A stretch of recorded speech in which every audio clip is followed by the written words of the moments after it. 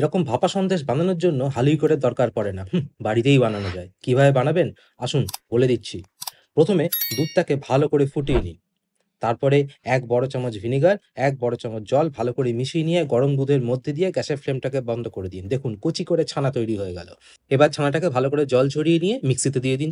তার মধ্যে দিন ১ বড় চামচ কেশর দুধ, চিনি, কুচনো কাজু এবং গুঁড়ো দুধ। ভালো করে মিক্সিতে ঘুরিয়ে নিলেই তৈরি সুন্দর পেস্ট। বাটার পেপারের উপরে একটা ঘি ভালো করে ছড়িয়ে নিন। তারপর নম করে কিছু কেশর এবং কিছু কুচনো আমন্ড ছড়িয়ে দিন। পুরো পেস্টটাকে এর উপরে ভালো করে বিছিয়ে দিন। বেছানো হয়ে গেলে সেটাকে ঢেকে ৩০ মিনিট ধরে স্টিম হতে দিন। এবার খুব সাবধানে ঢাকনাটা তুলে দেখুন কাঠি ফুটিয়ে জিনিসটা ভেপেছে কিনা। ভাপানো হয়ে গেলে ৩-৪ ঘন্টা ফ্রিজে ঢুকিয়ে দিন। তারপরে ফ্রিজ থেকে বের করে উল্টে নিয়ে থাবড়ে থুবড়ে জিনিসটাকে বের করুন। বের করা হয়ে গেলে বাটার পেপারটাকে ছাড়িয়ে নিন।